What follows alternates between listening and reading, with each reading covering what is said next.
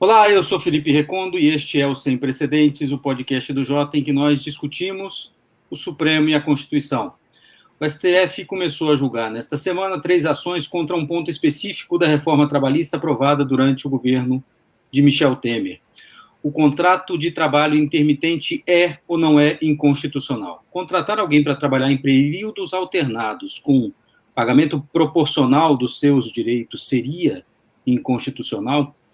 O relator das ações, o ministro Edson Fachin, julga que sim, o contrato de trabalho intermitente é inconstitucional, entre outras razões, porque a legislação não garante a esses trabalhadores a definição de um limite de jornada, nem garante a eles o recebimento de um salário mínimo. Entretanto, os ministros Nunes Marques e Alexandre de Moraes votaram em sentido contrário e argumentaram que crises econômicas, risco de desemprego e mudanças na forma de trabalho justificariam uma mudança na legislação.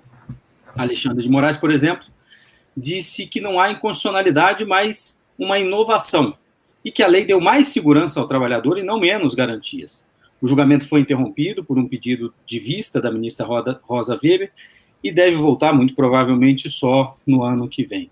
Esse julgamento estava sendo assistido por integrantes da equipe econômica que temiam um revés no Supremo, com a economia em queda e a suspensão do auxílio emergencial a partir de janeiro. A decisão seria trágica, de acordo com esses integrantes da equipe econômica. Depois nós vamos falar sobre reeleição dos presidentes da Câmara e do Senado. O Supremo começou a julgar esse assunto no plenário virtual e nós vamos aqui debater o voto do ministro Gilmar Mendes. Agora, para falar dessa primeira parte, contrato intermitente, nós temos uma convidada especial, a Procuradora do Trabalho e doutora em Direito Público, Ana Cláudia Nascimento. O Ministério Público, a gente sabe, né, Ana Cláudia, tem uma posição enfática pela inconstitucionalidade da lei, e nós queremos entender as razões do Ministério Público. Ela se junta hoje ao nosso time completo: Diego Werneck, do INSPER, Juliana Cesário Alvim, da UFMG, e Tomás Pereira, da FGV Direito Rio. Ana Cláudia, obrigado por ter aceito o nosso convite, e eu queria fazer uma pergunta aqui de cima do muro. Essa possibilidade de contratação de trabalhadores para que prestem serviços sazonais é uma realidade, isso está no voto do ministro Fachin, e isso, obviamente, o Ministério Público não contesta. Da mesma forma, também parece uma realidade que são esses os trabalhadores com menor qualificação, os trabalhadores com menor qualificação, os que são contratados dessa forma, né? E é um grupo mais vulnerável, por sinal, nesse momento de crise econômica gerada pela pandemia. Derrubar essa regra neste momento, de acordo com a equipe econômica, agravaria o desemprego e essa situação social que nós vivemos hoje. Então, eu queria te ouvir sobre essa equação difícil. Não me parece que tenha um preto no branco, né? Desculpa, tocou o telefone sem querer. Meu Deus do céu. Não tem problema nenhum. Fique à vontade. Mas eu queria te ouvir sobre essa equação, Ana Cláudia. Assim, a gente sabe que é um grupo vulnerável. A equipe econômica diz que a derrubada dessa regra poderia ampliar o desemprego. Então, a gente queria ouvir o Ministério Público. Esse argumento também pode ser, e eu conversei com colegas seus do Ministério Público do Trabalho, dizendo que esse argumento é meio falacioso. Mas eu queria te ouvir sobre essa realidade. Bom, primeiramente, obrigada por ter me chamado para estar aqui com os senhores hoje. Eu tenho um apreço muito grande pelo Jota, acompanho, né? Obrigado. Então, assim, estou sempre ali recebendo e lendo. Temos colegas que participam diretamente do Jota, ficamos felizes por isso. Bom, em relação à pergunta, né, a primeira coisa que nós gostaríamos de deixar bem claro que o que está em causa no STF não é simplesmente o contrato intermitente é bom ou é ruim. Não é o contrato intermitente em si que está em julgamento, mas é o regime jurídico do contrato intermitente. É um bloco, né? São todas as normas que vieram assodadas, né, que foram digamos, foram inseridas na reforma trabalhista. A gente sabe como a reforma trabalhista foi assodada, como ela passou feito um trator, né, sem discussão, e principalmente o regime do contrato intermitente é um regime leonino, ele é um regime carregadamente leonino para o trabalhador. Então, o argumento ad terrorem, o argumento da crise, a própria reforma trabalhista ela já não trouxe empregos, e não foi só isso, não decorre da pandemia, isso é uma realidade, ela não trouxe empregos. O regime do contrato intermitente, em vez de agregar trabalhadores para o direito do trabalho, o que ele está fazendo, na verdade, é abrindo a porta para que os trabalhadores que hoje estão no direito do trabalho saiam para serem intermitentes. É uma realidade muito pior, né? Por que isso? Porque o contrato intermitente ele foi colocado como se fosse um contrato de direito do trabalho, mas que, na verdade, ele não tem um conteúdo material, né? Ele não permite, por exemplo, ele não tem um quantum mínimo de horas trabalhadas, ele não permite um salário mínimo variável, ele não permite o ingresso desse trabalhador no regime de previdência social, o que é um absurdo. Eu sempre falo assim, como uma carteira de trabalho assinada pode não trazer emprego na materialidade. É um emprego sem trabalho, é um emprego sem proteção social, é um emprego sem conteúdo material. Então, o que está em causa não é a bondade ou a maldade do contrato intermitente, né? O contrato intermitente ele foi acolhido em vários ordenamentos jurídicos em direito comparado. A gente tem na Itália, a gente tem em Portugal, a gente tem na França, a gente tem na Espanha, porém, entretanto, todavia, com um regime jurídico totalmente diferente. Um regime jurídico, por exemplo, voltado, se é a questão da crise, vamos voltar ao contrato intermitente para os desalentados, né? Se é uma questão de crise, que esse trabalhador intermitente tenha acesso a um seguro-desemprego, ainda que em modalidade especial, né? Se é uma coisa de trazer os desalentados, os desempregados para o direito do trabalho, para a proteção social, que haja regras específicas vocacionadas a isso, que esse contrato intermitente seja utilizado, por exemplo, na modalidade precária, por tempo determinado, por empresas que estão passando em crise econômica. Ou seja, a questão não é o fato não é o contrato intermitente apenas em si, é o regime jurídico todo dele que é agregado a isso. E obviamente, o que se está falando são fatores totalmente econômicos, assim, de argumentos ad terrorem, que do nosso ponto de vista jurídico só vem para reforçar o argumento do fato de ser leonino. A nossa preocupação com o Ministério Público do Trabalho não é, digamos assim, uma precariedade da relação de trabalho, desde que essa precariedade viesse acompanhada de proteção jurídica trabalhista e de proteção social. Não é o caso. Né? Não é o caso, ele vem, eu costumo dizer que o contrato intermitente ele vai permitir figuras esdrúxulas, ele vai permitir, por exemplo, que seja um terceirizado intermitente e em contrato de experiência. Ele vai permitir, por exemplo, que tenhamos figuras, por exemplo, contrato temporário com intermitente. Tal é a sua permissão no regime da CLT.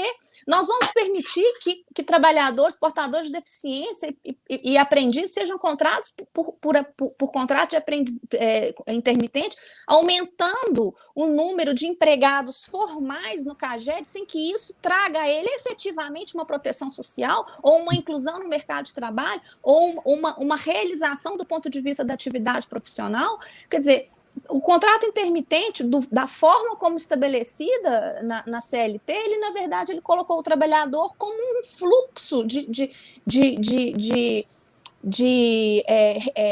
como se fosse uma tabela econômica, e ele é colocado como insumo, e ele acompanha isso, e a OIT sempre diz, o trabalho não pode ser tratado como mercadoria. Então, o Ministério Público do Trabalho não é uma posição contrária ao contrato intermitente na sua figura doutrinária, é contrário ao contrato intermitente, ao regime jurídico estabelecido nessa CLT, né? Isso, Ana, desculpa queria fazer uma pergunta sobre isso. Acho que é interessante aí, desculpa te interromper, mas eu queria te ouvir um pouco mais sobre esse ponto que você levantou agora, que é o conteúdo jurídico mesmo desse tipo de contrato, né? Eu, lendo o voto do ministro Fachin, e eu não entendo nada de direito do trabalho, mas me chamou a atenção, que eu acho que é uma postura interessante do ponto de vista do controle de constitucionalidade, que ele pega e olha os artigos da Constituição que regulam, que prevêem quais são os direitos sociais, direitos trabalhistas especificamente, e ele diz, bom, não parece ter aqui, em princípio, uma vedação a um contrato de trabalho que tenha essa característica da intermitência, né? Então, o ponto em si não é a intermitência para ele, mas aí a pergunta seguinte que ele faz, que me pareceu interessante, é, certo, então a gente tem que ver qual é o conteúdo da proteção que é dada por essa regulação específica, né?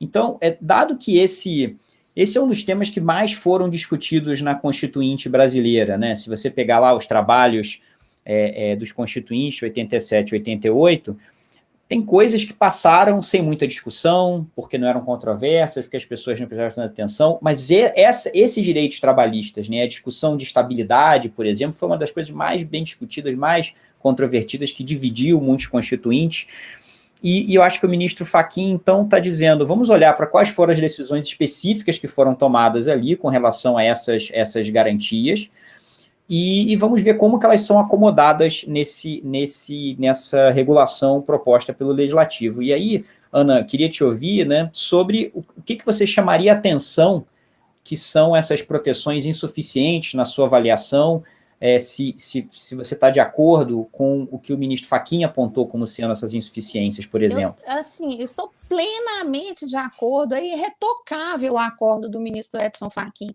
Porque qual que é o cerne principal? Todo contrato, qualquer negócio jurídico que seja, ele traz previsibilidade, ele traz segurança jurídica às partes. Não há um negócio jurídico que é entabulado em qualquer ramo do direito para trazer a insegurança jurídica ou que a outra parte fique numa situação de total alvedrio da outra parte, né?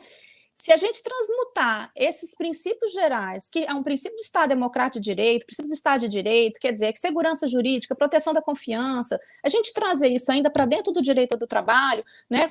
Qual que é o norte do direito do trabalho? Eu falo que o norte do direito do trabalho ele é unívoco, ele tem a proteção do trabalhador, não é a proteção da empresa, senão não é direito do trabalho. Né, a proteção do trabalhador. Então, isso soma-se a isso. Então, nesse aspecto, deveria ser o contrário, deveria ser robustecida a proteção em termos de segurança jurídica, de previsão, de proteção da confiança. Bom, vejamos como o trabalhador intermitente neste regime está situado. Número 1, ele não tem direito a nenhuma hora em termos de inatividade. Em qualquer outro regime de contrato intermitente, fora o 0 hora, né, dos Estados Unidos e da Inglaterra, mesmo assim nos Estados Unidos, normas estaduais, né, de alguns estados já vêm dispondo sobre isso, tal é o grau de lesividade deste contrato, que é um contrato vazio. Ele é um contrato vazio em termos de hora e de salário. Ele, na verdade, é uma expectativa de trabalho, ele é puramente, simplesmente isso. E ele ainda conta, como eu falei, conta para fins estatísticos em termos formais. Mas, enfim, então, qual que é a posição jurídica do trabalhador intermitente nessa situação? É uma posição totalmente desprotegida e frágil, porque ele não tem nenhum tipo de proteção para a situação de inatividade, o que seria um freio de mão para efeito de que esse contrato intermitente fosse utilizado em substituição a um contrato de trabalho de prazo indeterminado normal, né? Ou, por exemplo, como se diz, que ele pudesse ter pelo menos uma jornada mínima assegurada, como é no caso da França, se não tiver 10 horas semanais no mínimo assegurados, o contrato é nulo de pleno direito, porque tem que ser uma cláusula expressamente prevista ou implicitamente decorrente de ordem pública. Por quê? Porque é uma forma de proteger esse trabalhador quanto à sua imprevisibilidade. E todo o direito do trabalho e também a questão da proteção da confiança indicam que esse trabalhador, como empregado que ele precisa de contar com alguma previsão a título de remuneração, porque diz respeito à sua alimentação e à sua subsistência. Né? E não só, né, no outro campo previdenciário, diz respeito à sua contagem de tempo, à sua proteção social em caso de infortúnio. Né? Hoje, hoje, se nós formos ver as normas, não existe proteção previdenciária para o trabalhador intermitente, e ainda por cima ele não está sequer protegido de seguro-desemprego, né? Por mais que pudesse ser uma figura de seguro-desemprego diversa, proporcional, né? Com um tempo diferente, não que fosse com os meses todos do trabalhador a tempo regular. Bom, só para voltar à questão aí da discussão ao ponto da Constituição, da estabilidade, a gente sabe que, obviamente, nosso mercado de trabalho de hoje não é um mercado de trabalho de 30 anos atrás. O Ministério Público do Trabalho não é fechado, nós não somos fechados a essa situação. Uhum. O que nós somos fechados realmente é que essa transformação venha desacompanhada de proteção social, proteção jurídica e proteção providenciária a esse trabalhador, né? Nem se diga que que encontra no Supremo Tribunal Federal há mais de 26 anos, eu acho, eu nem formada em direito era, de 16, 23, que diz respeito à Convenção 158 da OIT, né, que diz respeito à segurança no trabalho. Então, assim, nós já temos, eu falo que o Brasil já tem, mesmo para o contrato indeterminado, ele já tem uma carga de uma proteção jurídica menor, porque em outros ordenamentos jurídicos, o empregador não tem o direito potestativo de dispensa, né? Ele tem, sim, um direito de dispensa, mas em condições chamadas justa causa ou justo motivo, ou seja, com condições econômicas desfavoráveis, ele pode dispensar, ou numa justa causa, quer dizer, existem uma contenção para que o trabalhador não seja essa bola que é chutada para um lado ou para o outro, sem poder ter o direito de resistência. Essa é a configuração do direito potestativo. Então, soma-se a isso a condição hoje do trabalhador intermitente, que é literalmente, não só, o trabalhador intermitente, ele pode pagar multa, segundo o que está estipulado na CLT, se ele é convocado e não ir. O senhor imagina, ainda pode ficar devendo, né? Ou seja, multa em sentido semelhante para o empregador não há. Né? Então, o que nós queremos focar o debate, eu acho que isso é muito importante, porque talvez isso não é muito visto na pauta jornalística. Eu acho que os senhores, com esse perfil jurídico, os senhores têm condição de demonstrar isso, que o que está em causa realmente não é o fato, o Brasil é tão protetivo ao trabalhador que não aceita, o contrato tem na Itália, não é isso. O que está em causa é este modelo de contrato intermitente, um modelo 0 hora, vazio em termos de dação, vazio em termos de salário, sem proteção jurídica, sem contenção, por exemplo, a sujeitos que estão de fora do direito do trabalho, que por ele pudessem ingressar, né? Categorias vulneráveis, desalentados, idosos que muitas vezes estão querendo voltar para o mercado de trabalho, pessoas avançadas, em idade avançada, que não conseguem integrar, inclusive com prazos para isso, ou, por exemplo, empresas que estão, pequenos empreendimentos que estão com crise econômica. Não, esse contrato intermitente, ele é tão válido para um Uber como é tão válido para uma empresa Petrobras, né? É tão válido para o Uber quanto para um banco. Posso te fazer uma pergunta sobre os argumentos contrários, né? E aí eu queria perguntar um pouco sobre essa tendência, né? Essa divisão que está se colocando no Supremo com relação, já há algum tempo, a direitos trabalhistas, né? A gente, em geral, tem aquele núcleo, aquele grupo de ministros que é deferente aos direitos trabalhistas, que tem ficado vencido em muitas ocasiões, né? Você trouxe aí esses argumentos ad terrorem, né, que esse tipo de solução protetiva, na verdade, vai piorar a vida dos trabalhadores, que é uma estrutura de argumento que é muito usada, né, contra a proteção de direitos. Então, não só na seara trabalhista, mas nos direitos em geral, que você incluir, na verdade, vai piorar a vida daquelas pessoas, e a gente já viu em muitas ocasiões que isso não é verdade, né? E aí me parece que no Supremo a gente tem aqueles ministros, né, que consideram que esse tipo de medida não protetiva desvirtua o direito do trabalho, muito na linha do que você já mencionou. A gente tem, talvez, ministros que apresentam argumentos pragmáticos, e aí eu acho que o ministro Alexandre de Moraes, no voto dele, foi muito nesse sentido, né, querendo reforçar que, na verdade, numa visão pragmática, esse tipo de contrato vai, inclusive, melhorar a vida dos trabalhadores. E isso, no caso da terceirização de atividade fim, também foi um argumento que foi utilizado, né, dizendo que isso ia gerar mais emprego, e foram trazidos muitos dados no processo em sentido contrário, né, dizendo como a terceirização afeta negativamente os trabalhadores, vulnerabiliza, até em termos de segurança do trabalho, e um monte de coisa, né? Mas me parece também que existe um terceiro argumento que está no Supremo, que talvez seja mais extremo, que no caso da terceirização de atividade fim, eu acho que foi apresentado ali com mais ênfase pelo ministro Luiz Roberto Barroso, é de que, na verdade, qualquer tipo de regulamentação ou discussão sobre a regulamentação desvirtua não o direito do trabalho, mas a livre concorrência, né? A livre iniciativa. Na verdade, uma lógica contrária, né? Que o direito do trabalho, na verdade, seria um empecilho à livre iniciativa, e que aí é o extremo oposto dessa proteção. Então, eu queria te ouvir um pouco sobre esses argumentos contrários que são trazidos no Supremo e se o mesmo vale para a discussão do trabalho intermitente. Eu acho que a questão é essa. Qual modelo de trabalho nós queremos para o nosso país? Né? A questão, qual modelo de regime nós queremos? Nós queremos um modelo de regime, nós vamos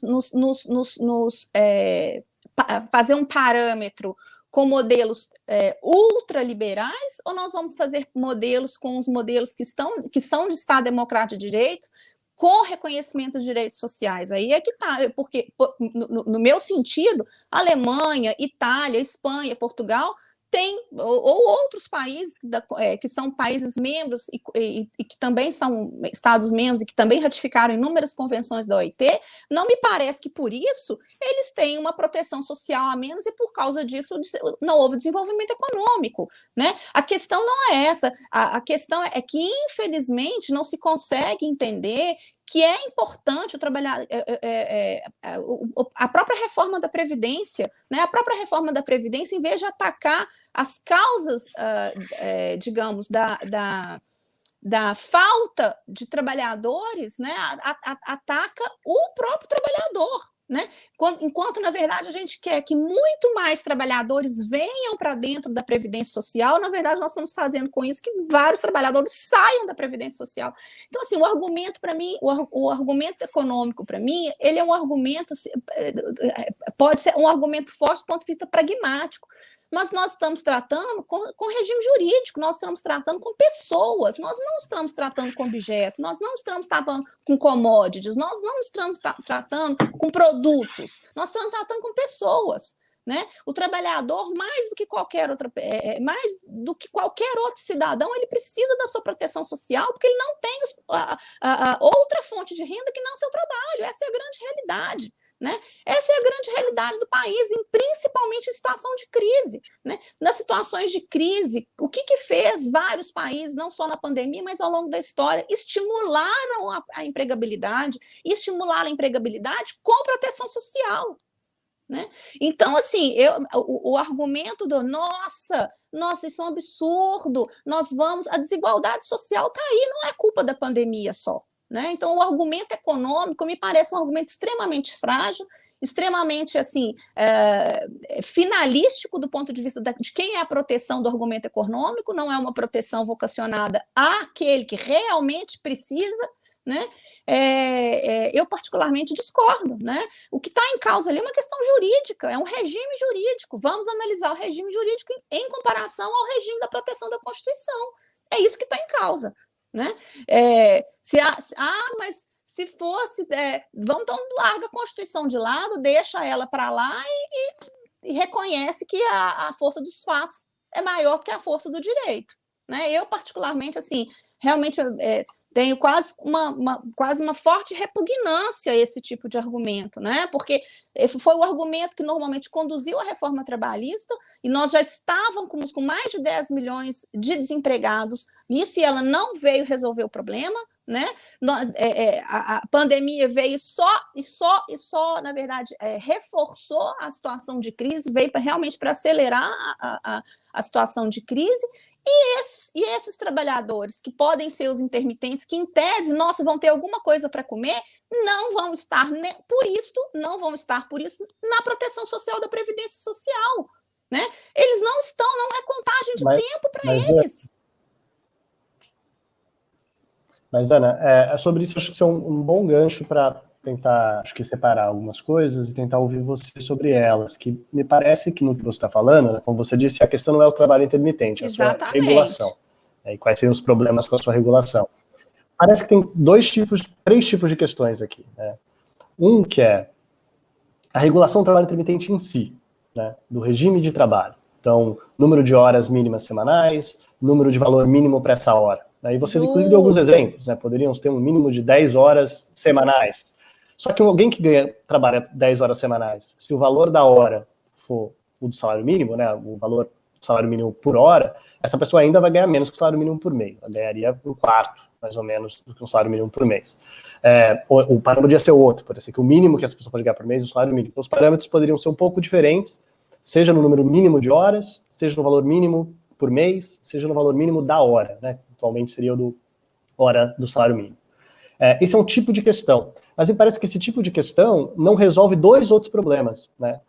Um é como que isso tem impacto no regime da Previdência, que é algo muito mais complexo e mais, né, como esses trabalhadores estariam protegidos ou não pela Previdência, de como se daria a contribuição deles, esse tipo de coisa, e que é praticamente complexo e praticamente difícil para um tribunal constitucional conseguir entrar nesse grau de detalhe, né, regular esse tipo de coisa.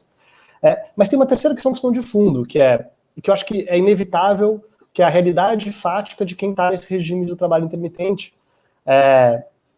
e os problemas de falta de poder que isso gera, né? Então, o trabalhador intermitente, ele é um trabalhador que não tem a garantia de horas por semana, mesmo quando ele tem o mínimo. Imaginemos que ele tivesse um mínimo de 10, mas ele não tem o total daquela semana, por definição. E imagina-se que essa pessoa, a gente vai ter dois tipos de pessoas muito diferentes nessa situação. Uma pessoa relativamente privilegiada, cujo aquele trabalho complementa, digamos, a renda dessa pessoa, ou é algo que a pessoa precisa, mas não é sua única fonte de renda. Imaginemos, por exemplo, um estudante, né, que na verdade nem quer, nem poderia trabalhar uma carga total, né, exemplo típico de você imagina, de filmes americanos, né, a pessoa que trabalha num bar e tem lá o seu shift, né, tem suas horas, né, tantas horas na semana.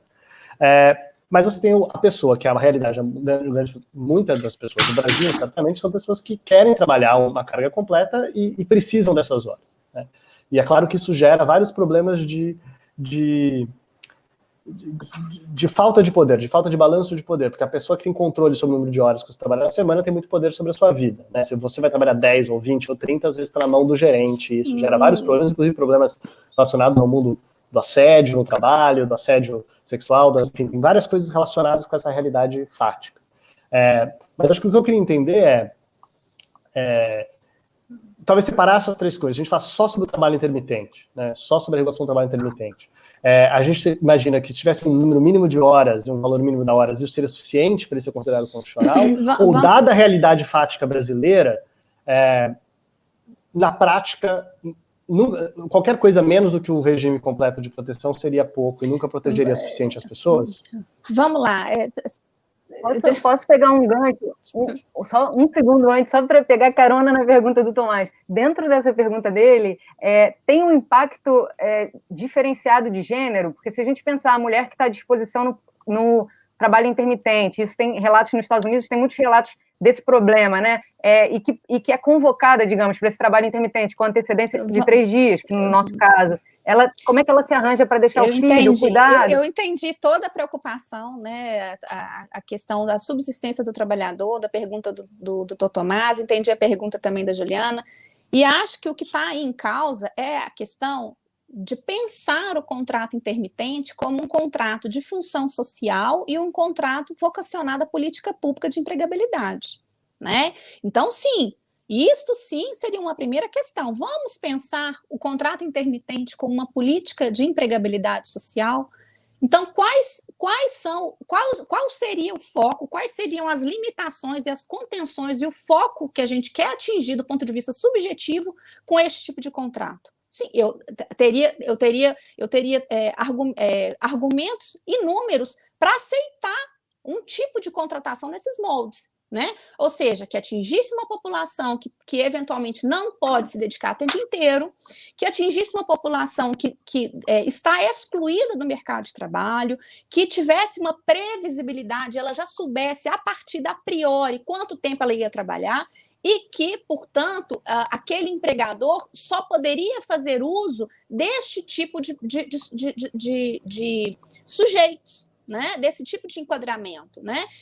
Para que a gente pudesse realmente, para que tivesse uma finalidade social, né? Isto sim, como eu falei, falei isso, eu acho que seria plenamente aceitável. A questão que o Tom Comnas colocou, por exemplo, por que nunca se debateu sobre a eventual lesividade do contrato de trabalho a tempo parcial? Porque ele tem uma carga material, ele tem tempo mínimo, ele tem jornada mínima, então o trabalhador tem previsibilidade sobre o que ele vai poder ter ao final do mês e qual é e aonde ele pudesse eventualmente complementar a sua renda, né? Ele é um trabalhador, uma relação de direito normal, protetiva, ela só não é a tempo integral de 220 horas. Mas ela tem toda a proteção social e ela tem a carga de proteção, de proteção da confiança e de previsibilidade que nós estávamos dizendo, né? Agora, se o contrato intermitente tivesse sido pensado numa modalidade de política pública de empregabilidade, ele teria que pensar no foco naqueles empregadores para os quais estão num risco agravado do ponto de vista econômico, para os sujeitos que pudessem, os trabalhadores que estão numa vulnerabilidade empregatícia, né? E como, para o tempo que eles não tivessem em atividade, qual seria a proteção social que eles teriam jus. Por exemplo, como acontece em vários países da Europa, na situação seja de pagamento pelo tempo da inatividade, ainda que 20%, como na Espanha é 20% no mínimo, né? Ou, por exemplo, um regime de proteção de seguro-desemprego diverso, que fosse um regime de proteção de seguro-desemprego que combina atividade com tempos de não trabalho. Então, como eu estou falando, a questão não é o contrato de trabalho em si. Eu acho que nós temos que tirar o foco disso, porque, caso contrário, o direito do trabalho fica sendo acusado de não estar antenado ao que está acontecendo no mundo, o que está antenado ao que está acontecendo no Brasil. Não é isso. A questão que está em causa, eu volto a insistir, eu acho que esse é o ponto, é o regime jurídico altamente. Se fosse em qualquer relação de consumo, qualquer juiz dava pela lesividade desse contrato. Um contrato que não tem subsistência, ou seja, ele não tem conteúdo material, ele, na verdade, o contrato permite uma expectativa de direito com carteira assinada que não diz respeito a nada. A carteira assinada a tal ponto que o Brasil reconheceu na lei do auxílio emergencial que o trabalhador intermitente faz jus aos R$600. De tal ponto que ele está num limbo jurídico, ele não é empregado do ponto de vista do sentido material do termo, né? Então, eu insisto que nós precisamos ter o foco não no contrato intermitente em si, porque aí eu vou discutir assim, vou dar soluções adequadas, razoáveis, com proteção jurídica, pensando no trabalhador como um sujeito de direito, né, de direitos fundamentais, e não como uma mercancia ou com uma tabela dentro do insumo da empresa, né, e saber a quem destinar, a que público destinar e quais empresas podem ser utilizadas esse modelo precário de trabalho. Né? O que ele está criando aí no argumento da livre iniciativa é uma deslealdade concorrencial, porque ele está permitindo que grandes empresas em superávites, né, utilizem dessa modalidade com os próprios empregados que hoje estão como empregados. Ela pode substituir mão de obra e colocar tudo como intermitente. Né? Como eu falei, a condução que vai conduzir não é chamar o que está de fora para dentro, é colocar o que está de dentro para fora. O regime ele é completamente desprotetivo no aspecto do direito do trabalho, com uma previsão que nunca o direito do trabalho aceitou, que é pagamento de multa quando o trabalhador deixa de cumprir alguma coisa. Sempre foi sanção do ponto de vista de advertência, suspensão e justa causa. Multa foi aceita só na regra do atleta profissional de futebol. Né? Quer dizer, são tão argumentos assim. São mundos completamente diferentes, né? Inclusive um atleta de futebol e um trabalhador intermitente. São tão estapafúrdios que eu fico pensando assim, meu Deus, assim, precisa realmente, assim, para não enxergar que o regime jurídico desse intermitente do Brasil, ele é um regime jurídico, assim, pré-revolução industrial, né? Assim, no auge da Revolução Industrial. a ponto de, mais uma característica do nosso, que é pior do que nos Estados Unidos e é pior do que na Inglaterra, permitiu o pagamento por hora, nem por dia, é por hora. Então, o trabalhador convocado, às vezes, vai sair de uma distância grande da sua casa para trabalhar 3 horas, e não o dia inteiro. Né? O Brasil é o único que assumiu o pagamento por hora para o intermitente. Quer dizer, então o senhor vai trabalhar aqui de 1h20 às 5h37 e eu vou te dar esse valor. Né? Nem se diz férias e repouso semanal remunerado, porque se converteu férias e repouso semanal em questões indenizatórias, e a Constituição assegura o gozo de férias, o gozo do repouso. Né? Quer dizer, isso sim, a gente pudesse aqui, talvez aqui eu ia ficar numa verborragia, porque assim, para quem é do direito do trabalho e milita na área e entende disso, assim, é escancaradamente prejudicial ao trabalhador, né? Ele coloca o trabalhador numa situação de ultra desproteção em relação a qualquer outro contrato de trabalho. Ana Cláudia, a gente vai voltar a esse assunto, porque a ministra Rosa pediu vista, e a gente já deixa o convite para você para voltar. A gente sabe qual é a tendência do tribunal, tem visto nos julgamentos anteriores, mas quem sabe também depois desse julgamento, depois da questão fechada, não há também o legislativo também não se move para suprir essas lacunas. Então, Ana, queria te agradecer, Ana Cláudia Nascimento, queria te agradecer mais uma vez, te deixar à vontade, porque agora nós vamos discutir reeleição, Câmara e Senado, assunto que certamente não te interessa muito profissionalmente, né? Com certeza, mas eu posso agradecer a participação, claro, por favor. Agradecer o debate, dizer que eu sou, assim, uma apaixonada por essa matéria, apaixonada, assim, digamos, em sentido negativo, né? Mas tudo bem. E dizer que eu estou aqui à disposição sempre. Desculpa aí a minha precariedade nesse virtual aí, que eu vi que atrapalhei de vocês aí de vez em quando, mas é um pouco falta de desconhecimento mesmo, tá? Mas continua à disposição e vou deixar o ambiente à vontade, até porque nas questões políticas sabem bem que a gente não pode se manifestar. É verdade, tá bem? É verdade. Ana Cláudia, obrigado, viu, mais uma vez. Um abraço, tchau.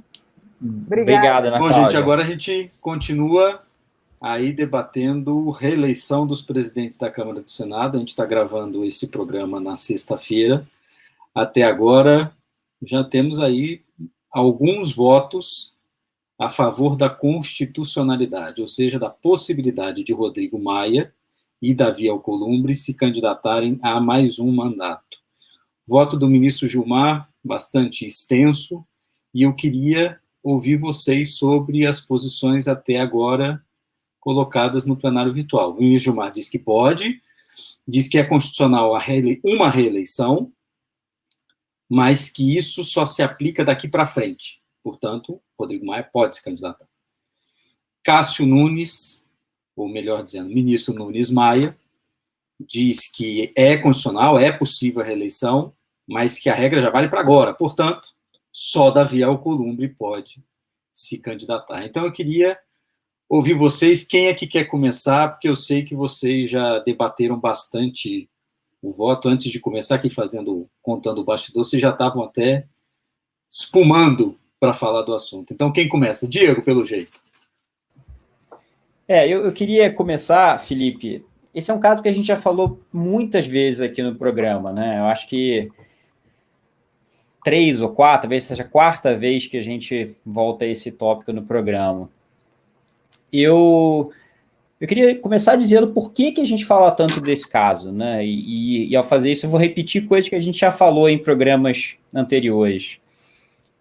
Muita coisa no direito constitucional envolve controvérsias e divergências sobre o que o texto quer dizer, sobre como conciliar palavras diferentes no texto. Mas há alguns casos claros. Alguns casos em que as pessoas concordam, inclusive quem está votando, muitos dos votos que já foram dados em favor da possibilidade de reeleição concordam que vedação, nesse caso, significa que não pode, né? O que os votos tentam fazer é se afastar disso de uma outra forma. E esse caso, além de tudo, ele é uma combinação explosiva, né? De uma clareza agressiva no texto, a ponto de que, se não significa isso, não quer dizer nada, essa cláusula, como a gente já falou em programas anteriores. Não é um desses casos que você tenta dizer, mas a interpretação certa, ele vai deixar isso de fora e aquilo dentro, não. O que, para mim, já é suficiente para tornar suspeito esse argumento da mutação constitucional, por exemplo, né? Porque, veja que nunca aconteceu isso que os votos estão dizendo que vai ser permitido de agora em diante. Não é uma prática que vem sendo objeto de interpretação e conflito e acordo.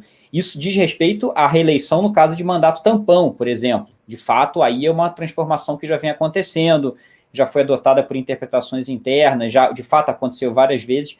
Agora, a reeleição não aconteceu nos termos, assim, esse liberou geral seria uma novidade completa, né?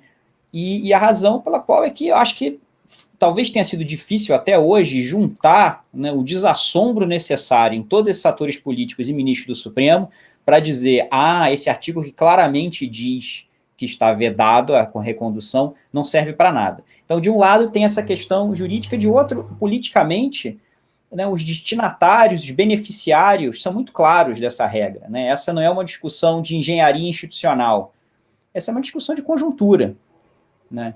Uma discussão de conjuntura com o beneficiário certo, ainda que nem todos os ministros claramente estejam alinhados com relação a quem beneficiar ou não, né? A gente vai ter chance de falar disso, imagino, na conversa, mas já tem uma interpretação que permitiria apenas no caso do Davi Alcolumbre, outra Alcolumbre e Rodrigo Maia. Então, acho que a primeira coisa para o ouvinte, né, ter em mente nesse caso é que ele junta duas coisas que raramente a gente vê nesse nível, assim, a clareza do interesse da conjuntura, a clareza do galho que o Supremo está sendo pedido para quebrar, está sendo pedido que o Supremo quebre, assim, esse galho é um galho frondoso que você vê a quilômetros de distância, a gente já viu há meses que isso ia ser uma questão, e de outro lado, a clareza inequívoca da proibição constitucional. Agora, como que os ministros conseguiram, eu não acho que conseguiram, mas juntar argumentos para dizer por que não tem problema nesse cenário permitir a reeleição. Mas queria te ouvir sobre esse assunto, depois eu vou fazer uma provocação para vocês, porque esse claramente era um julgamento de cunho, ainda mais pelas circunstâncias, impossível que a resposta não fosse eminentemente política, na minha opinião. E o que está em jogo amplia isso, né? O melhor cenário para o Supremo, a gente falou isso há uns 2 episódios, acho que foi o Diego que mencionou, era que isso não tivesse chegado ao Supremo, o Supremo não tivesse que enfrentar esse problema, mas ele está aí.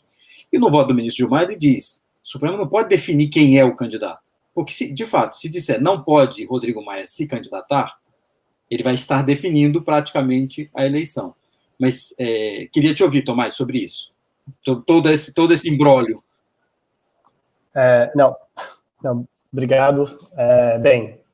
Realmente, não, é uma situação política que está sendo levada diante do Supremo. E, inevitavelmente, o Supremo tem que decidir. Agora, isso não significa que isso muda a função do Supremo. A função do Supremo é dar uma solução jurídica para um conflito político, né? E, sinceramente, nos votos em geral, né, no voto do relator, não é isso que a gente vê, né? O que esse voto é realmente um voto no sentido político do termo, né? É uma manifestação de vontade de que o direito seja de uma determinada maneira, assim como são votos de congressistas no parlamento.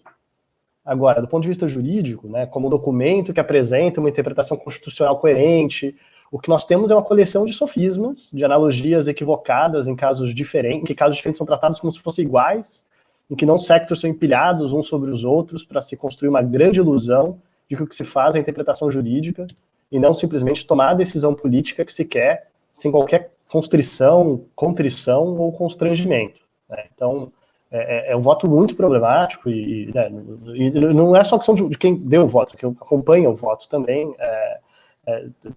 todos estão, né, envolvidos nesse mesmo processo, que é um processo complicado, e que se você for parar, né, a gente não vai fazer isso aqui, mas se você for olhar os argumentos, argumento por argumento dos votos, é interessante como eles falam coisas que às vezes são verdadeiras, mas que não levam à conclusão, né? Então o voto começa perguntando se a reeleição viola o princípio republicano em si. né, e usa exemplo de jeito comparado para dizer que não. Mas, veja bem, não é isso que está em jogo aqui, né? A gente não está no caso de uma situação em que a Constituição não diz nada e alguém está querendo dizer que, como a Constituição fala em princípio republicano, a reeleição é proibida, né?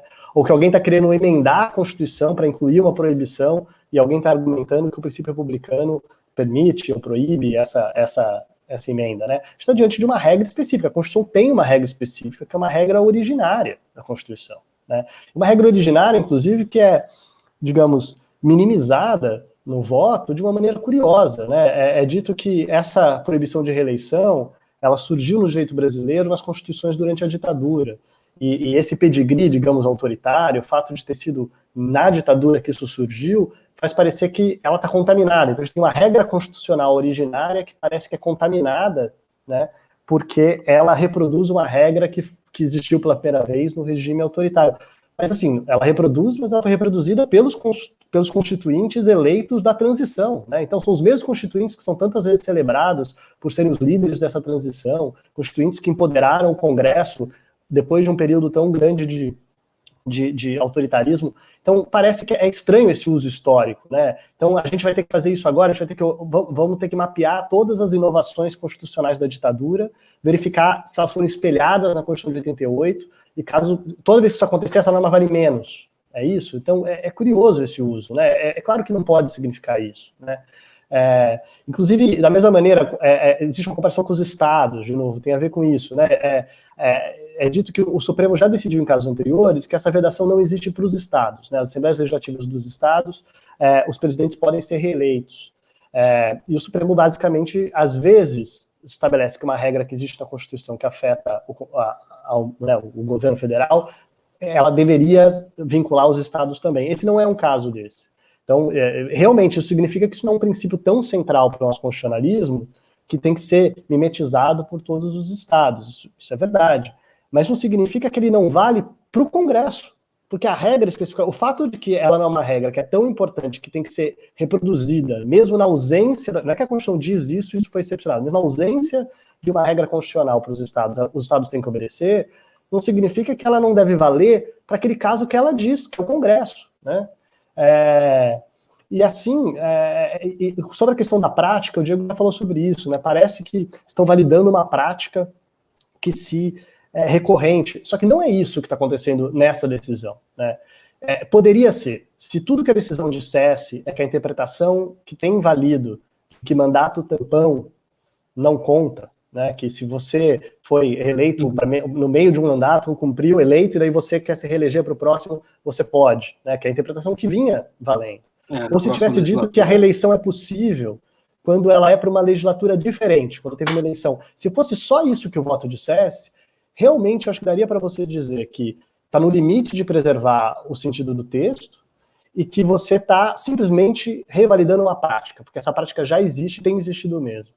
Agora, o que eles estão fazendo é o oposto disso. A prática não existe, a prática viola a completa literalidade do que a Constituição diz, e eles estão dizendo, olha, vocês que nunca fizeram isso, vocês que foram, digamos, flexibilizando essa proibição para o seu sentido mínimo, a gente está dizendo a partir de agora que mesmo esse sentido mínimo vocês não precisam seguir mais não. Então, inicie-se a prática. O Supremo está autorizando que a prática comece, mas ela não existe. Então não dá para você falar sobre que o Supremo está simplesmente revalidando uma interpretação recorrente. Às vezes os exemplos dados nos votos são disso, interpretações recorrentes que existem, que estão consolidadas na prática. Não é isso. Isso nunca aconteceu.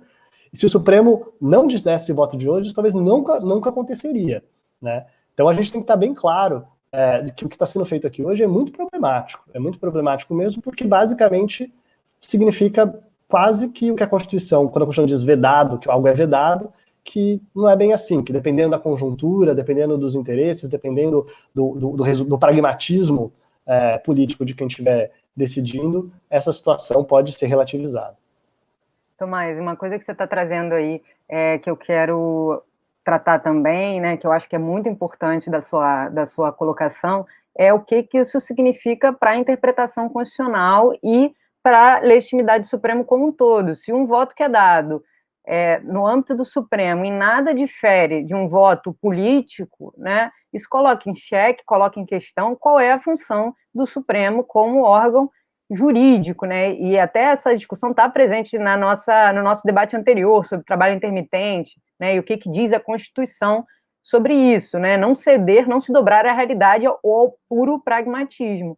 E você trouxe a questão desses argumentos e como eles são usados, né? Essa discussão relativa ao pedigree, né, da norma, é curioso, porque nenhuma coerência interna o Supremo se preocupa em oferecer, né? Você tem um monte de leis editadas durante a ditadura, né, diferentemente desse dispositivo que vem na Constituição de 88, que estão em vigor, que estão intrinsecamente ligadas com o período ditatorial e que o Supremo se recusa a julgar, embora estejam colocadas perante o Supremo, como todas aquelas relacionadas à competência da justiça militar sobre civis, só para dar um exemplo.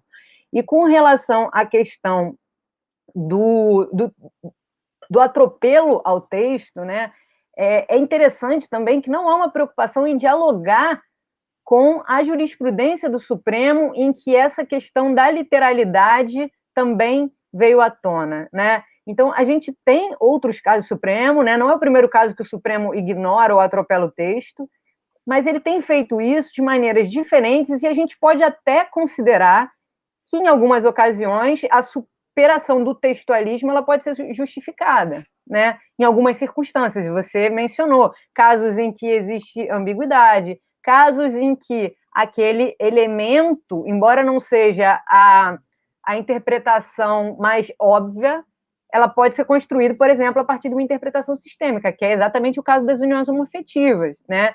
Que o texto da Constituição fala em união estável entre homem e mulher. A mera literalidade poderia restringir o entendimento a isso. E o Supremo entendeu que o texto trazer isso não significa que outras formas de união estável não possam existir, que aquilo era um exemplo, né? É uma possibilidade de superação de uma interpretação literal por meio de uma abordagem sistêmica. A gente teve o caso recente da prisão em segunda instância, que eu já acho que tem algumas questões relevantes aí, que é problemático também, né, de ser considerado culpado, né, com o trânsito em julgado, e se esse culpado representaria preso, também envolve uma interpretação do texto, das palavras ali, da literalidade, mas eu queria chamar a atenção para um caso que é bem parecido com esse, em que o protagonista, digamos assim, também foi o ministro Gilmar Mendes, numa questão com o legislativo, e ele usou esse argumento para decidir no sentido contrário, né? Superar o texto, e aí não superar o texto a partir de uma outra interpretação possível e menos óbvia, mas em colisão ao texto, né? No mesmo sentido que está acontecendo agora, no sentido contrário do texto, que foi o caso do artigo 5210 da Constituição, né? Que prevê uma atuação do Senado para expandir os efeitos de algumas decisões do Supremo, né? Decisões concretas do Supremo, né? A Constituição traz isso, traz esse dispositivo, né, que fala que é a função do Senado suspender a execução no todo em parte de lei declarada inconstitucional por decisão definitiva do Supremo Tribunal Federal, e o ministro Gilmar Mendes defendeu, por ocasião do julgamento desse dispositivo, que teria havido uma mutação constitucional e que essa atuação do Senado era desnecessária. Né? Então é interessante, porque essa desconsideração ao texto não é a primeira vez, mas o Supremo não se preocupa em relacionar isso com as outras vezes que isso aconteceu. Mas o curioso desse caso do 5210 é que o argumento era para desempoderar um outro poder. Né? Então, o texto é facilmente superado para dar poder ao Supremo, dizendo que a atuação do Senado é desnecessária. E no caso atual é o contrário. Né? E não há nenhuma preocupação em contrastar essas duas fundamentações e dizer em que medida se aproximam ou se afastam. E aí a impressão que passa para quem acompanha o Supremo é que é tudo feito ao bel prazer dos julgadores, como vocês colocaram, em razão de uma determinada conjuntura. Além disso ser problemático, né, em si, para a gente pensar a interpretação constitucional, é problemático para a legitimidade do Supremo, né? Porque as pessoas começam a se perguntar, então, qual é a função do Supremo? Eu pensando nessa discussão também, Ju, um outro ponto que eu acho que gera a mesma perplexidade, né, de afinal, qual é a função da ideia de questão interna corporis, que é um outro ponto que aparece na experiência do Supremo e que eles retomam nesse caso. Mas se você para ver, é muito mal resolvido a aplicação, a evocação dessa ideia. Alguns indícios disso. Por exemplo, no voto do ministro Gilmar, ele termina declarando a inconstitucionalidade, sem redução de texto, né, do artigo do regimento do Senado que hoje proíbe a reeleição. O que é muito estranho, porque, né, se você está dizendo que justamente essa é uma questão para o Congresso se organizar, para as casas de Congresso interpretarem como quiserem a Constituição, será que vedado é vedado? Será que vedado não quer dizer nada? Isso não então, para que atacar o regimento, né? Ainda que você adote essa posição, como que você está dizendo, então, que o Senado não pode proibir isso? Quer dizer, eles não querem nem dizer, esse voto, pelo menos, parece que não precisa nem mudar o regimento, porque a gente já está resolvendo o problema com uma arma bruta, né, dizendo que é inconstitucional o regimento proibir a reeleição. E aí tem esse é uma evidência, e uma outra no voto do ministro Cássio Nunes Marques. É muito interessante também você ver, quando ele observa que esses atores políticos, né, eles têm à sua disposição diferentes mecanismos para fazer essa mudança. Às vezes pode ser por interpretação, às vezes é pelo regimento, às vezes é por emenda à Constituição, às vezes é por lei. Não fizeram por um mecanismo formal, estão recorrendo ao Supremo, o que é válido. Só que tem uma coisa estranha aí que né, e ele diz que o Supremo tem que ser ponderado, né, moderado, evoca a virtude grega da temperança, da moderação diante dessa posição do Congresso. Só que é muito diferente a resposta que você dá se a pergunta o Supremo deve ser ponderado, moderado diante do que o Congresso está pedindo ou diante da Constituição? Porque, no caso, se a Constituição é clara, o que a jurisprudência de questão interna corporis do Supremo, ela não é sempre aplicada de forma consistente, mas a ideia consistente, o critério consistente em tese, ele incluiria, pelo menos, a seguinte formulação: quando houver regras de procedimento legislativo, de organização do Congresso, que estejam claramente previstas na Constituição, essas são indiscutíveis. Onde houver interpretação possível, onde houver lacuna, onde houver dúvida, aí o Supremo dá um passo atrás e deixa o Congresso interpretar. Tudo bem, mas não é o que está acontecendo nesse caso, especialmente quando esses votos reconhecem que é o pedido de uma mudança, é o pedido de uma completa reviravolta na maneira como aquele texto pode ser entendido e vem sendo entendido. Então é basicamente como se o Supremo estivesse dizendo assim: vocês têm algumas opções quando vocês quiserem resolver um obstáculo que a Constituição clara e deliberadamente, inequívoca, deliberada e historicamente colocou para uma coisa que vocês podem fazer, né? E que, portanto, não é questão interna corporis. Vocês podem, de fato, mudar as regras, ou vocês podem ter maior quórum. A escolha é pragmática. Vocês têm o quórum de emenda, o quórum de lei, quando for o caso, ou o quórum de 6 ministros do Supremo. Basicamente é isso que o Supremo está dizendo, né? E tudo bem, você, de um ponto de vista externo, né, cientistas sociais, observadores do Supremo, que tentam explicar decisões e observam que os políticos olham para o Supremo dessa forma. Tudo bem. Essa é uma visão super realista de como que mudança constitucional acontece. Mas um ministro do Supremo endossar, né, dizer isso dessa forma, vocês escolhem. Ou vocês vêm no Supremo e a gente resolve, ou vocês usam os mecanismos formais, fica a critério de vocês. É muito, muito difícil aceitar essa decisão. Ótimo. Diego, relacionado com isso, eu acho que isso volta a algo que a gente já falou aqui várias vezes, né? Qual é a função do Supremo? Qual é a função da jurisdição constitucional, né? E a verdade, o Supremo faz muitas coisas diferentes, né? E a jurisdição constitucional pode fazer muitas coisas diferentes, proteger minorias, né? Garantir certos direitos fundamentais que mesmo maiorias políticas não podem violar em nenhuma situação. Tem diversas funções, né? Mas, digamos, uma dessas funções, a função quase mínima, né, digamos assim, que mesmo sistemas que não têm constituições tão protetivas de direitos fundamentais e não tem um tribunal tão poderoso para entrar em políticas públicas, é fazer valer as regras do jogo político conforme elas foram estabelecidas pelos atores do jogo político, né? E foram os congressistas, né, no caso constituintes, que estabeleceram a Constituição, foram eles que estabeleceram essa regra na Constituição que os rege, foram eles que editaram o regimento, né? Então essas regras foram todas feitas por eles. Agora, é claro, isso é do mundo, que às vezes a maioria que fez a regra muda, né? Na hora da regra ser aplicada, tem uma nova maioria, os interesses, a conjuntura mudam. Mas a regra existe exatamente, né? E a função que você tem um tribunal para fazer a regra valer é exatamente para que isso não fica ao sabor da conjuntura, porque senão você não precisa de regra, você simplesmente diz, vai ser o que quer que a maioria atual no momento decida. Pode reeleição, não pode reeleição? Depende. Tem maioria para... Se tiver maioria tem, se não tem. Mas daí você não precisa de uma regra que tenta regular a reeleição, estabelecer se pode, se é 2 vezes. Né? Isso não faz sentido.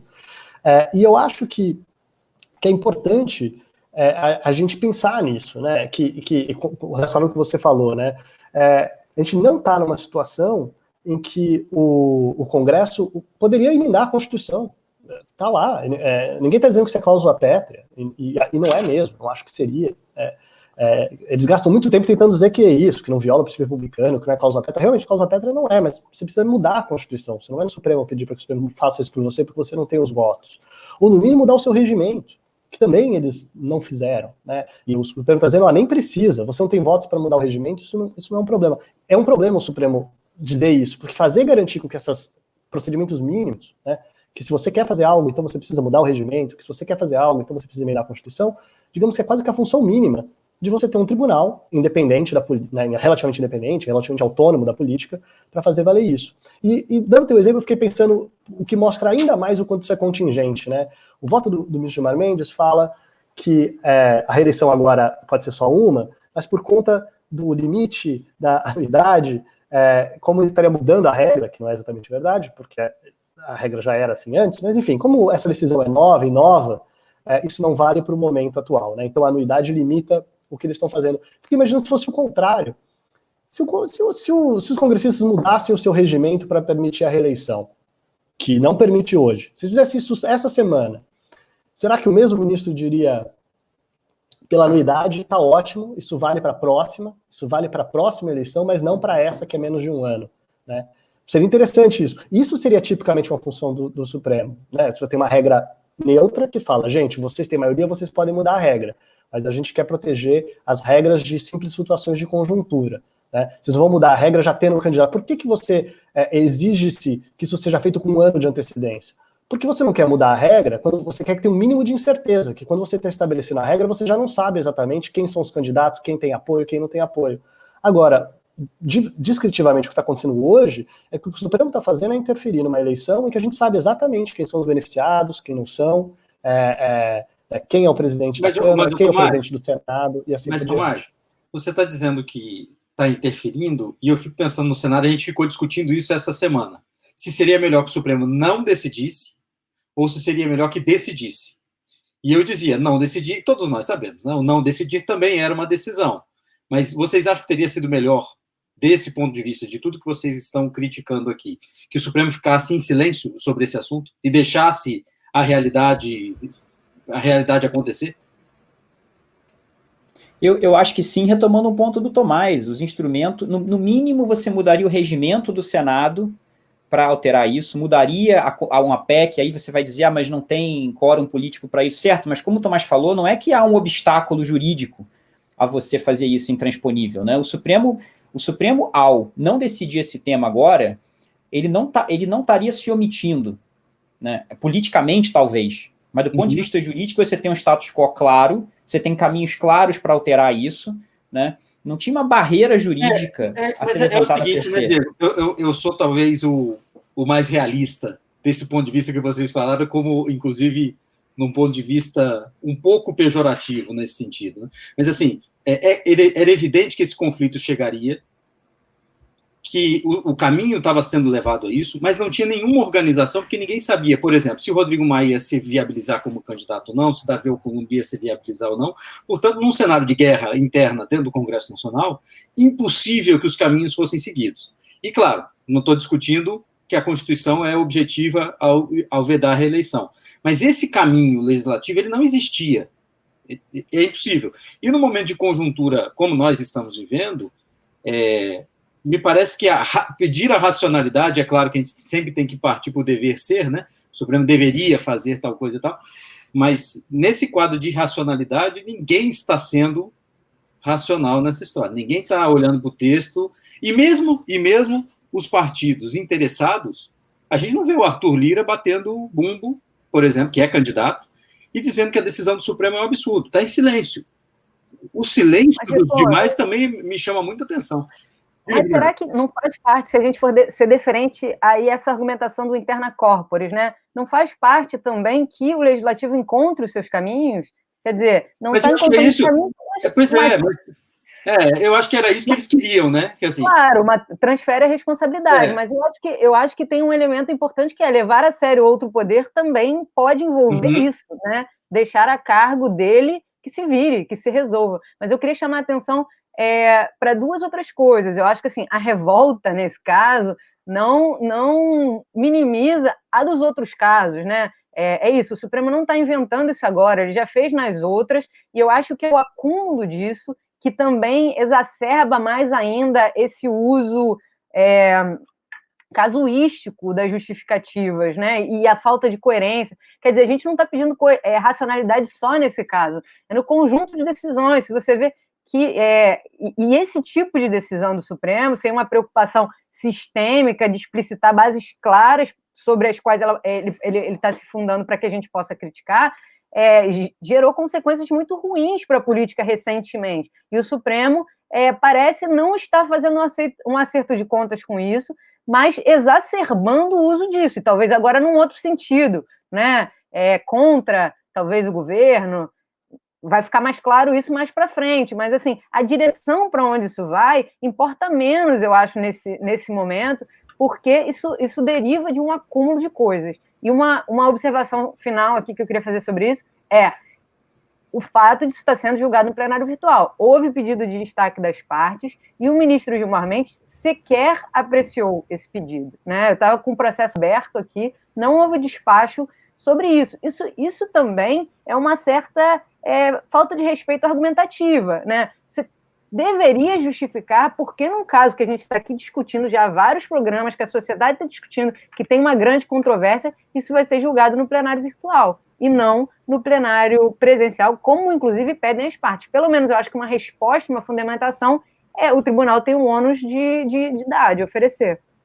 E vários votos até agora, Juliana, no momento em que a gente grava, tem 2 ou 3 votos além do ministro Gilmar Mendes, né?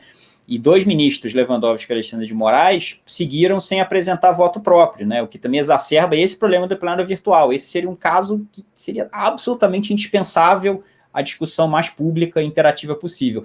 Mas eu queria só voltar a um ponto do Felipe, antes da gente fechar. Imagino que a gente está se caminhando para o final, mas, Felipe, sendo bem realista, não tem ilusão de que o efeito de uma omissão do Supremo seria politicamente idêntico e a responsabilidade política poderia ser comparável à do Supremo fazer isso que fez, né? Vamos dizer que sim, mas o Supremo, dada a sua pauta restrita, já é omisso, já é partícipe de uma série de problemas jurídicos no país, né? Já deixa rolar um bando de coisa que não deveria, porque não consegue jogar todos os casos, né? Então, a omissão do Supremo, o silêncio do Supremo, é um antigo companheiro de quem observa o tribunal, né? Isso é um dado, por motivos, às vezes, inevitáveis e, às vezes, estratégicos. Agora, ao escolher fazer isso, né, o tribunal está legitimando, ele está transformando isso, supostamente, em direito constitucional, em jurisprudência constitucional do tribunal. Essa opção não era necessária. E essa, me parece, é a opção mais danosa por todas as razões que o Tomás e o Juliano colocaram também de legitimidade, qual é a função do tribunal. Havia uma opção que era, né, vocês se virem, eu não vou entrar nisso agora, não vou legitimar isso agora, e o tribunal preferiu não escolher esse caminho. Acho que isso em si também é motivo de crítica, dado os efeitos que a gente imagina que isso tem para quem observa o tribunal. Agora, é claro, né, se o ponto geral o Supremo já para usar a expressão que o ministro Gilmar Mendes, ironicamente, usa em muitos outros casos, quando querem dizer que algo que está na Constituição não deveria valer, né? Que o Supremo se tornaria um clube litero-poético recreativo. Agora, se a mensagem, se a ideia é de que já é um clube litero-poético recreativo político, de maneira geral, né? E a gente tem que discutir caso a caso o que politicamente é o melhor ou pior, aí parece realmente que é uma filigrana. Mas para quem ainda está tentando a cada caso dizer aqui essa é a crítica jurídica possível, importante, é uma grande derrota, uma grande perda o fato do Supremo ter aceito decidir esse caso nesse momento, com esse resultado. E aqui a gente se encaminha para o final, para a nossa rodada final, mas desse ponto, Diego, me parece de fato, se o tribunal fizesse um silêncio, Rodrigo Maia poderia disputar a candidatura, mas ficaria essa dúvida. E é claro, se ele fosse reeleito, o Supremo obviamente não ia tirá-lo da cadeira. Mas quando ele diz é possível, isso abre um caminho, tira aquela neblina jurídica do caminho do presidente da Câmara, Rodrigo Maia. Vamos ver se vai ter voto, né? Em fevereiro do ano que vem a gente vê o resultado. Gente, vamos fechando. Eu queria fazer a nossa rodada final, destaque da semana, um fato, uma personagem, uma decisão. Queria começar com você, Juliana. Vou destacar a notícia que saiu hoje no estado de São Paulo. A reportagem deles teve acesso, né, ao inquérito das fake news sigiloso em curso no STF, e ele chamou a atenção para o fato de que tem muitas informações ali que mostram essa intimidade entre o Palácio do Planalto e toda essa rede de canais no YouTube que está sendo investigada nesse... É o inquérito de atos antidemocráticos, né? Isso. E que é interessante porque esses inquéritos saíram um pouco, né, do radar, né, desde o início da presidência do ministro Fux, e pode ser que tenha, então, que eles retornem aos holofotes em razão dessas novas evidências, pelo menos para o grande público, né, que já estão colocadas no inquérito, mas que não vieram à tona para quem não tem acesso a ele. Tomás, e você? Bem, ainda no tema nosso anterior, né, do trabalho intermitente, então eu vou destacar o pedido de vista da ministra Rosa Weber, no caso, no que com isso suspendeu esse julgamento. A ministra Rosa Weber é uma das ministros do Supremo que, de maneira, digamos, consistente, decide de maneira protetiva os direitos trabalhistas, então eu acho que todo mundo apostaria que o voto dela seria no mesmo sentido do ministro Fachin, e comporia, digamos, uma minoria no tribunal, também seria o que todo mundo imagina. Então, a gente vê esse uso estratégico da lista se imagina, chamaria atenção para isso, e aproveitaria para chamar atenção para o fato de que é curioso, né? O Diego falou sobre como foi um tema central da nossa Constituinte, os direitos trabalhistas, então seria realmente uma das coisas centrais que o Supremo tem que proteger. A gente falou hoje sobre coisas não centrais, segundo eles a reeleição não é central, os direitos trabalhistas são centrais, e o Supremo, aparentemente, isso ele não está tão preocupado em proteger. E curioso também, a gente fala muito sobre como o Partido dos Trabalhadores, o PT, seja via Lula, seja via Dilma, nomeou tantos ministros para o Supremo. Se eles tivessem alguma coisa em comum, né, quando o Partido dos Trabalhadores, um partido com origem no movimento sindical, você imaginaria que seriam todos particularmente protetores, comprometidos com a proteção de direitos trabalhistas. Isso também não é, eu diria, de maneira geral, algo que caracteriza o tribunal em sua coletividade. Tem um ou outro ministro que tem esse perfil, que são minoritários, apesar de tudo isso. Então, chamaria atenção para... E você, Diego? Eu destaco a suspensão do julgamento, que ia acontecer no plenário virtual, né, de duas ações envolvendo a Covid-19, incluindo aquela em que o ministro Lewandowski já deu uma liminar cobrando do governo federal a apresentação de um plano de vacinação, um cronograma que teria que ser atualizado. Né, a gente falou um pouco disso na semana passada. Essas ações, o julgamento começaria hoje no plenário virtual, mas houve um pedido de destaque que foi atendido pelo ministro Fux, então o julgamento está suspenso, né? Se isso vai ser, quando vai ser pautado para vir presencial, qual vai ser o destino dessas ações, ainda a ver. Muito provavelmente só ano que vem. Gente, obrigado. Semana que vem, mais um Sem Precedentes, certamente já com a decisão do julgamento sobre reeleição. Vamos ver se não tem um pedido de vista ou um destaque nesse meio tempo. Obrigado mais uma vez. Semana que vem tem mais Sem Precedentes. Obrigado. Até a próxima. Valeu. Um abraço. Valeu.